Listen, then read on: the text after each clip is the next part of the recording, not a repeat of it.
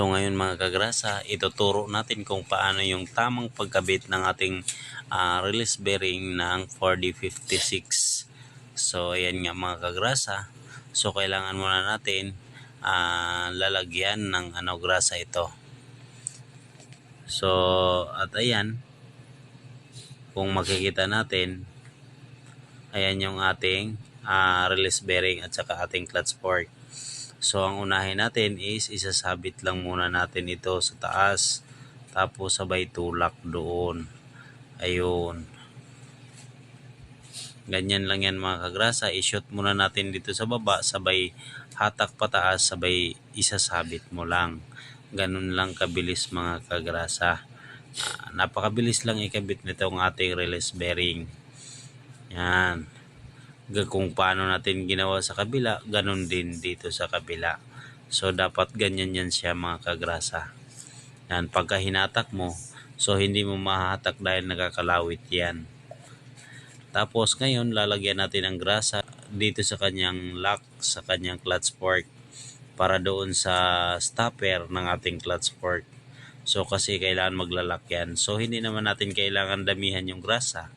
So dito naman din sa ating release bearing ay lalagyan rin natin ng grasa. Yan, kailangan kasi meron tayong lubricant. So para maganda yung kanyang daloy dyan. So kailangan siyang maglaro yan ng maayos para hindi rin siya magkukos ng ingay. Yan, ang pagkabit naman yan ay hatakin mo lang ng konti, sabay tulak yan mga kagrasa.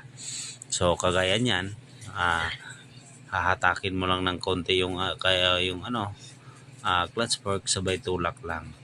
So ayan, at nalagay na nga natin, pati rin yung ating mga suspension ay naayos na rin natin yan.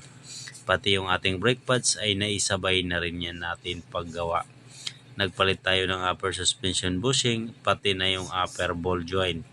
Pati na rin yung ating brake pads ay isinibay na rin dahil manipis na.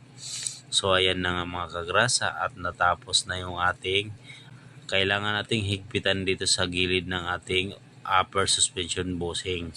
So kailangan natin yan na naka 45 degrees para pag nakalagay na yung gulong at nakalapat sa kalsada, kailangan nating naka 45 degrees yan para hindi agad masisira yung ating bagong bushing bago natin yan higpitan yung tornilyo dito sa gilid mga kagrasa.